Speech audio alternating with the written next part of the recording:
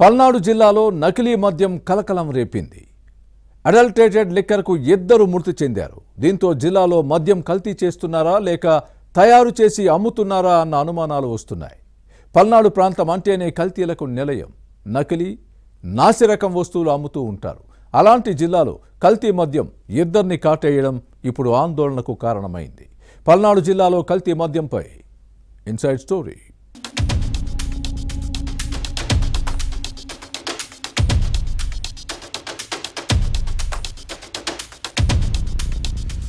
పల్నాడు జిల్లా కల్తీలకు care of address గా మారింది.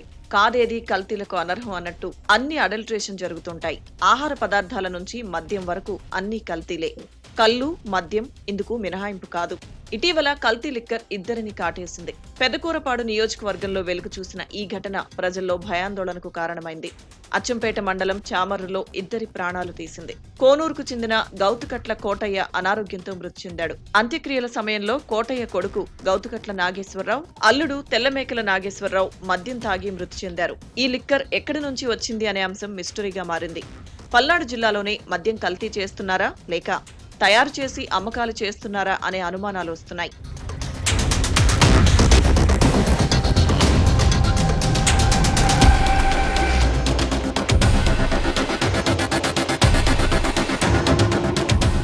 అడల్ట్రేషన్ అంశంపై ఎక్సైజ్ శాఖ నోరు మెదపడం లేదు. అయితే కోనూరులో జరిపిన విచారణలో గత ఎన్నికల సమయంలో పంచిన మద్యం తాగి 2 మృతి చెందారనేది అధికారుల వాదన. అయితే ఆ లిక్కర్తోనే ప్రాణాలు కోల్పోతే ఎన్నికల సమయంలో ఓటర్లకు రాజకీయ పార్టీలు పంపిణీ చేసిన మద్యం కల్తీదా లేక ఇటీవల తయారు చేసి అమ్ముతున్నారా అనేది తేలాల్సి ఉంది. అది ఎన్నికల సమయంలో పంచిన మద్యమైనా ఇటీవల అమ్మిందైనా పర్యవేక్షణ చేయాల్సింది ఎక్సైజ్ అధికారులే. కానీ వారు మిన్నకుండిపోవడం అనుమానాలకు తావిస్తుంది. తమ బాధ్యతల నుంచి తప్పించుకునేందుకు ఇలాంటి పలాయనవాదాన్ని అందుకున్నారన్న విమర్శలున్నాయి. ఇక్కడ లభ్యమైన మద్యం నమూనాలను ఫోరెన్సిక్ సైన్స్ ల్యాబ్ టెస్టులకు పంపారు.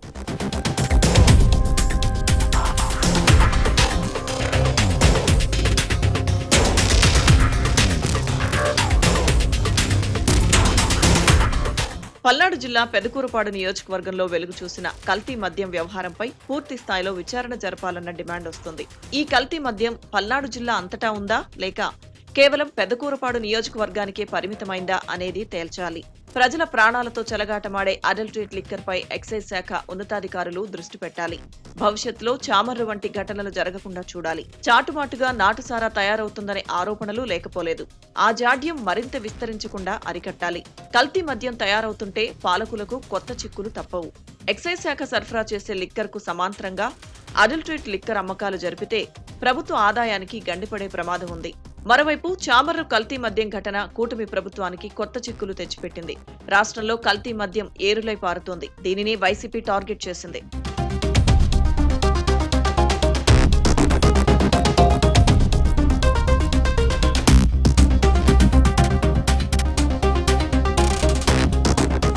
ఇక పల్నాడు జిల్లా కేంద్రం నర్సరావుపేట, వినుకొండ కల్తీలకు స్థావరాలు. అసలుకు ధీటుగా నకిలీ వస్తువులు తయారు చేస్తూ ఉంటారు. కల్తీ వ్యాపారమే అధికంగా జరుగుతుంది. ప్రతి ఇంట్లో ఉండే నిత్యావసర సరుకులను నర్సరావుపేట, వినుకొండలో కల్తీ చేసే ప్రత్యేక ముఠాలున్నాయి. ఆహార కల్తీ నియంత్రణ అధికారులు కేటుగాళ్లకు అవినాభావ సంబంధాలుంటాయనే ప్రచారము లేకపోలేదు. ఇప్పటి వరకు ఆహార వస్తువుల కల్తీకే పల్నాడు జిల్లా కేంద్రంగా ఉంటే పెదకూరపాడు నియోజకవర్గంలో వెలుగు చూసిన అడల్టరేట్ లిక్కర్ ఘటన ఆందోళనకు కారణమైంది. పల్నాడు జిల్లా నర్సరావుపేట, వినుకొండలో జరిగే ఆహార పదార్థాల కల్తీ మాదిరిగా వదిలేయకుండా మద్యం విషయంలో ప్రభుత్వం అప్రమత్తం కాకపోతే భవిష్యత్తులో ప్రమాదకరంగా మారొచ్చు.